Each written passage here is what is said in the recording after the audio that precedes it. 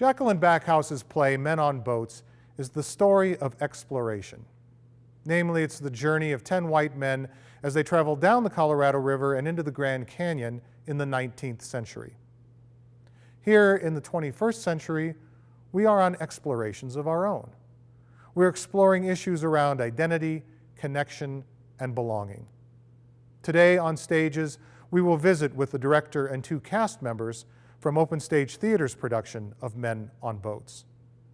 I'm Lenny Scovel, and this is Stages.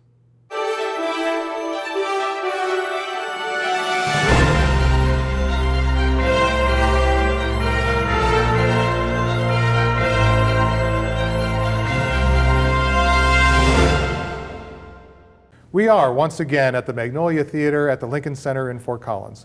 We are on the set of OpenStage Theater's current production, Men on Boats. Joining us today is the director, Denise Freestone, and 2 of the actors from this show, Rudolph and Aleah Black. Welcome to Stages. Thank you. So Denise, quickly tell us basically what this show is about. Well, that's not so easily done, but it is about the Powell exploration of the Grand Canyon in 1869. There had been people on the canyon before, but he's the only one who went all the way through the canyon. And actually, much longer than that, he started at Green River, Wyoming, and then all the way down Green River to where it meets the Colorado, and then through the canyon. It was almost 900 miles. The canyon itself is under 300 miles. So it was over 3 months, and he had a crew of 9 other people, all men, of course. And what Jaclyn Backhaus, the playwright, did was turn the whole gender manifest destiny, white male explorer on its head, and made a cast of non-cisgender white males, so women or non-binary or transgender, people of color are the cast. And part of her exploration was we shouldn't be limited by gender in our imagination, and that people besides non-white men could well have done a lot of this exploration. Mm-hmm. But then also explores just what some of that privilege looks like in the way we affected America. Right, and the way the story is told. Yes. Right, it's told from a particular point of view. Right. Yep. So it's told, there's a lot of imagination in it, but we are not pretending to be men. But we are, and so we're still women or non-binary doing males' roles realistically. And so it's been a great fun, great challenge. What is that balance between who we are and being these men and not hiding who we are behind that, but actually telling the story? And she has a great imagination. She made a lot of things up. A lot of things are historically accurate. A lot of things are not. So it's called Men on Boats. So we have no men and we have no boats. Which is part of really the magic of what this young voice in theater has created. A whole new, not just from the gender perspective, but a whole new type of theater. It took us forever to decide what is the heart, what is the core of this, which you have to have in order to make decisions on how you stage it. And we did it collaboratively. It was really all of us together. I've never directed a show where I didn't know that core before I went into rehearsal. Mm-hmm.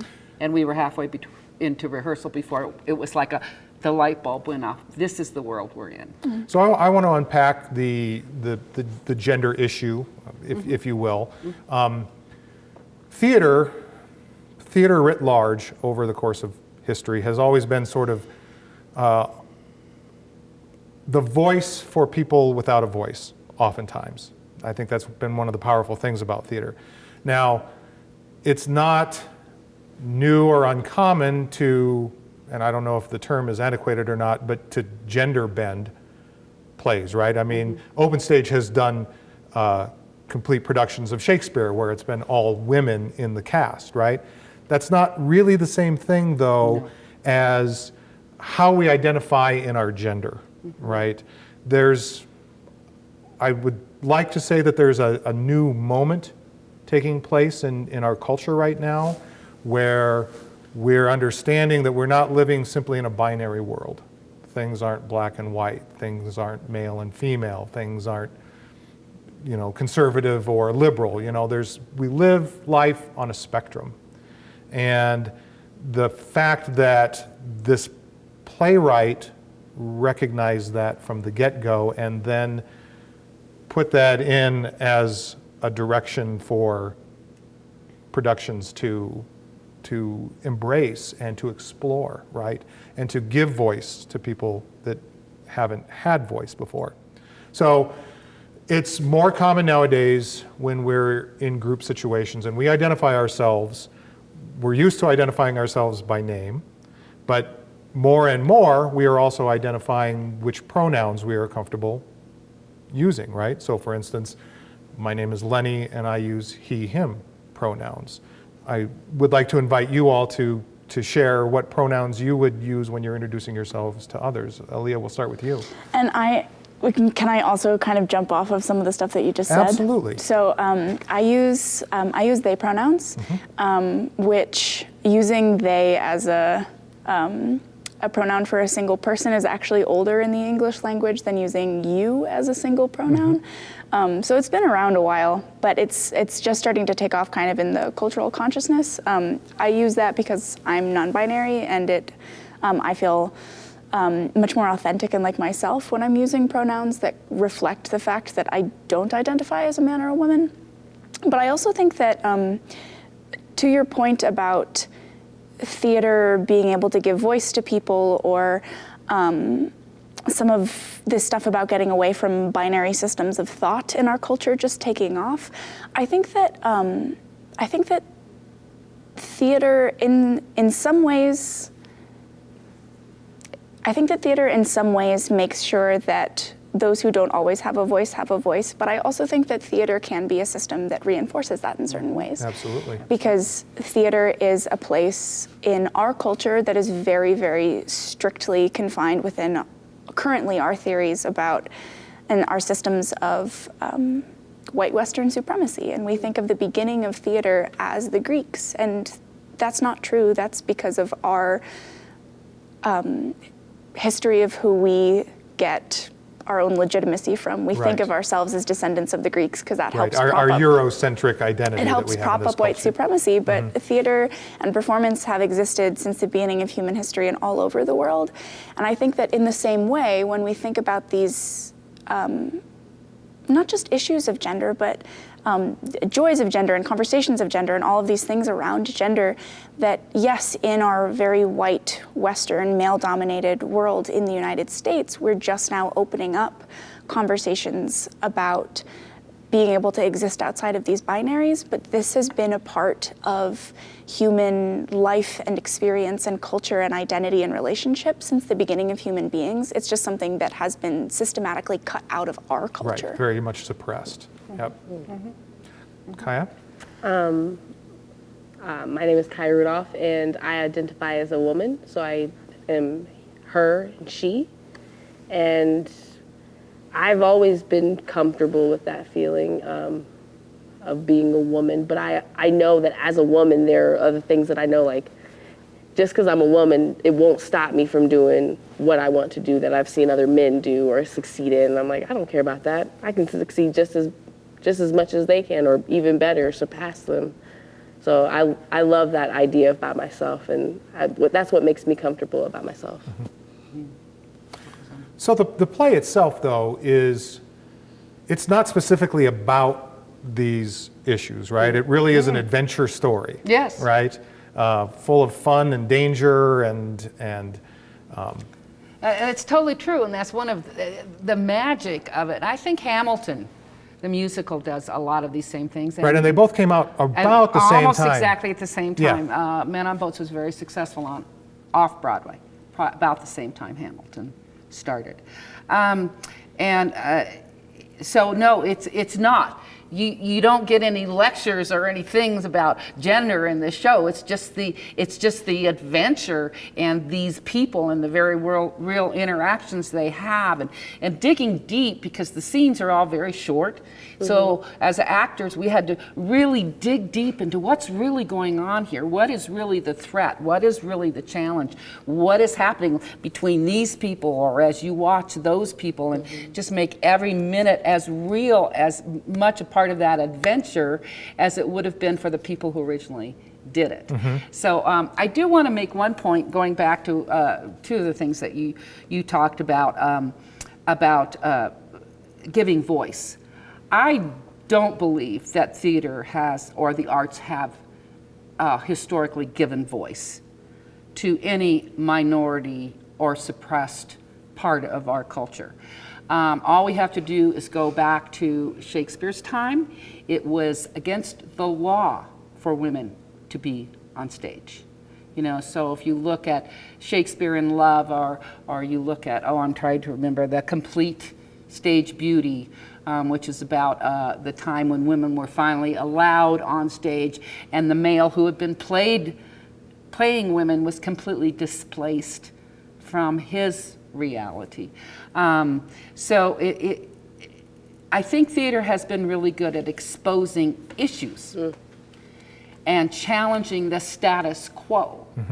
But I do not believe that the theater has addressed gender issues or equality issues of any type, for the most part in the past, until contemporary theater. Right. And I totally agree with you, Denise. I think that's exactly right. Again, because we've inherited this huge, rich culture of theatrical works through this very specific, as I say, white, Euro, male, basically lens. I think what I would suggest more so is that marginalized peoples have been able to use theater to find a voice. I think that's probably the more correct thing, and that through productions like this, there are newer initiatives for a trans community to look at the possibilities of engaging with probably a predominantly cisgendered audience, and have, because theater, if nothing else, is conversation, right? Theater is an ongoing conversation between artist and audience, and without it, theater doesn't exist, right? Actors running around on a stage with nobody out there is nothing, right? So it seems to be that, I mean, there was Black empowerment theater during the 60s. There's been feminist theater, obviously, that's growing up, and more, I think LGBTQ theater is finding its traction now. I think that the first time we saw LGBTQ theater was during the AIDS epidemic. I'd like to disagree. Oh, that's good, but I'm saying in the contemporary world. But please, yes. I think that with most theatrical movements, everybody has their voice. Everybody's got their voice. No one needs to be given a voice. I think it's one of the kind of tenets of being a human being, is that you have things to share. And I think that what really, maybe the underlying thing that we're talking about right now is not who is making theater, but who is willing to listen to their theater. Because in the 60s, when there were tons more really amazing Black theater makers making work, they had been making work for a very long time, but audiences were finally ready to start listening. There are so many incredible LGBTQ performers who have been creating work for a very, very long time. And I think that what's starting to shift is that people outside of that community are finally willing to come to the theater and listen. Bravo. Yeah. Yes, and I think you're right.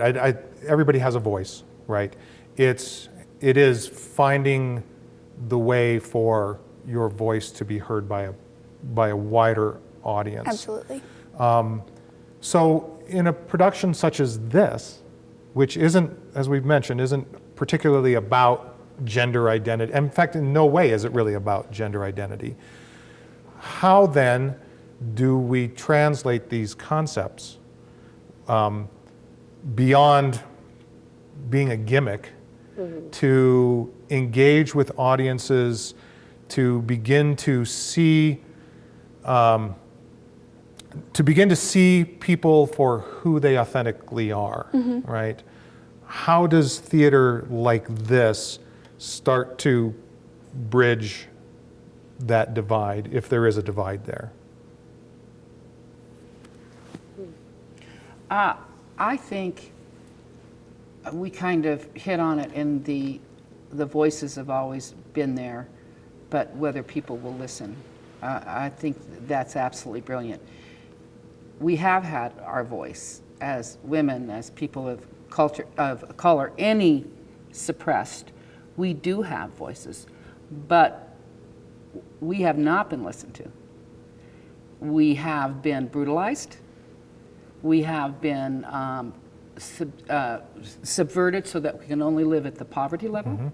Marginalized? We've not been allowed to have our voice in the larger community.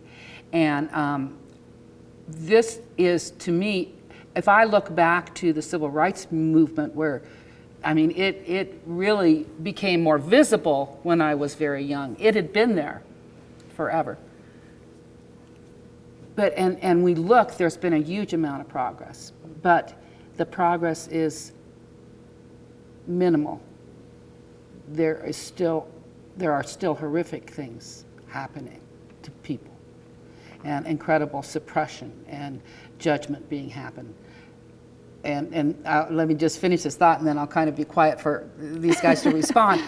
But I believe that what happens is that when you do have shifts in consciousness and some sort of a sense of enlightenment, and people who have the courage to have their voice be heard in a world that does not want to hear their voice. So you have the courage, and you start sharing it within your community. And so that the number of people who are willing to listen and who are willing to understand and who are willing to start walking down that road beside you, that's when shifts happen. And that's where art can actually create a shift. But Nick, I'm wondering what your experience has been as a young actress of color in Fort Collins. Did you grow up here, by the way? No, I grew up in Denver, in the Denver area, and I came out here for school. And after I graduated, I've been just kind of hanging out in Fort Collins. I actually love Fort Collins. I think it's a beautiful place to live, and I've met a lot of like fun and interesting people, even just in Denver too. But what makes OpenStage like very different from other theaters I've worked with is how willing they are to like accept anyone, just to talk, to have a conversation.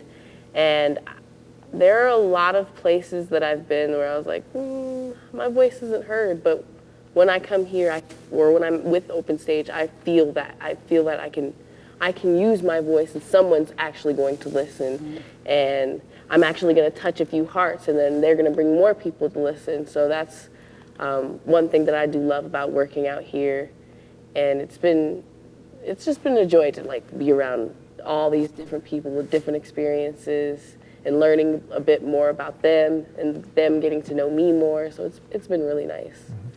Something that Kaya and I share a dressing room for the show. So one of the things that we've talked about. You're giving me a funny look. Go ahead. what's she gonna expose? I won't say anything bad, I promise. One of the things that we've talked about a little bit backstage is about how being able to acknowledge that just because you have certain kinds of ways that you experience oppression in the world doesn't mean that you can't also acknowledge the ways that you're experiencing privilege in the world. And we've talked about that a decent amount backstage, about how it's I think like in the context of this show, you have a lot of layers of that happening, where the show on some levels, when you look across the stage, you can't particularly see, just by looking at the folks on the stage, what the genders are of the people on stage. Bodies aren't gendered. You can't just look at me and know how I identify. You can't look at you, know how you identify. Right. So that's the thing that is this kind of subtle level of, you have to do a little bit more digging to see that. But if you look across the stage and you see the races of the people on stage, that's a little bit more of an obvious thing. And I think that this play does an interesting way of, you have kind of that primary layer of a lot of people in the audience, their first reaction is kind of this indignation of like, yeah, why aren't women's stories told in the way men's stories are? But then the layer under that is that I think some people, after they see the scenes with the Native Americans, for example, remember, oh wait, why am I feeling so indignant that this story of conquest and colonization wasn't told with women? Why am I not feeling some indignation about the fact that the colonization happened even in the first place? Yes. Like Yes. it wouldn't have not been colonization if white women had done it. It still would have been conquest. Yes. So I think that this show does an interesting job kind of having some stacking layers of, it's not enough to just look at oppression and identity in this kind of very narrow focus of either you have privilege or you don't, but I have a lot of privileges in the world because of the color of my skin, and there's also ways that I experience violence being a non-binary person, but there's like a ton of privileges that I have that come from just the fact that I'm white in this community. So being able to see the ways in which it's not just an on-off switch of privilege or not privilege, I think is part of the fabric of the play. Right. And it's interesting that she's chosen this historical context to do this exploration because we receive history as a narrative that is told from a particular perspective, right? And most of the time throughout Western history, it has been told through a cisgendered male, white male perspective, right? She unpacks manifest destiny a little bit in this, which was the whole notion that this land was ours to Take. not only to take, but there was this sense that we were bringing civilization and Christianity to an ignorant people, right?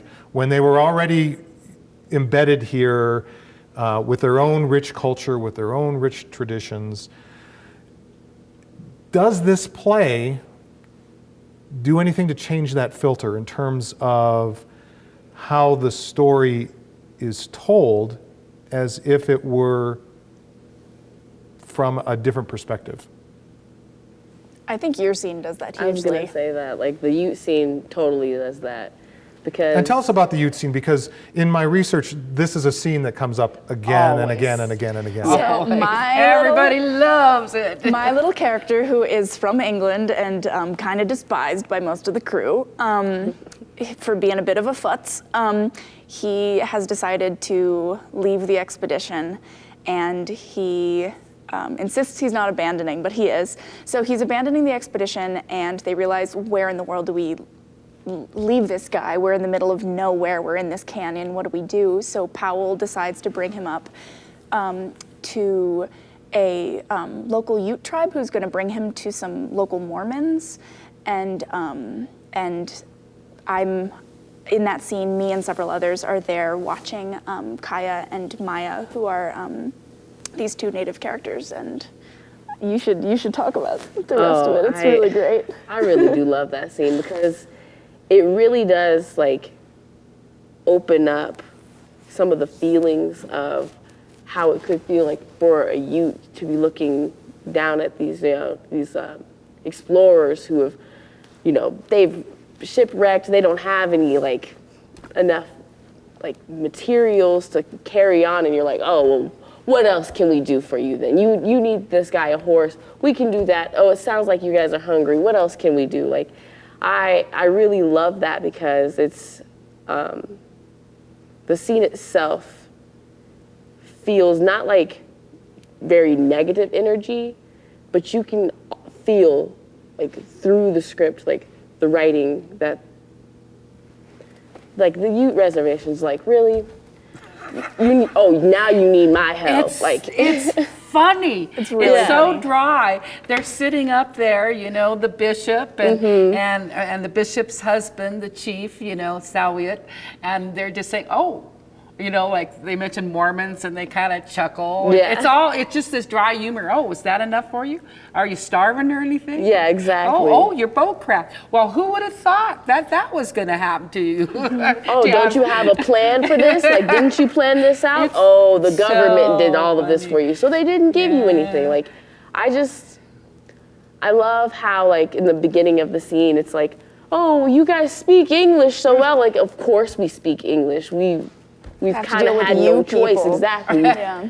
And like in the script, it says we had to deal with white people, so we have to speak English. Like we had no choice because here you guys go, taking our land. But you know what? It's fine. Take some more stuff. What else can we do for you? I think that one of the ways that Kaya plays a scene that I really, really love is that it's really, really humanizing, because so often stories of like any kind of racial oppression in this country have that weirdly tone about them where it's like these poor people who endured so much. And it's like, yes, they did, but they're also human beings with full living experiences and a sense of humor, and probably not just tragedy, but deep, deep annoyance and a sense of humor about certain things. So the way that you guys play that scene so that it's clear that there's all of this deep, real, tragic anger, but also just surface level, like messing with us. Exactly. Makes it much more human than a They lot are of really messing with power. Yeah. So that brings up a whole point that we haven't even talked about at this play.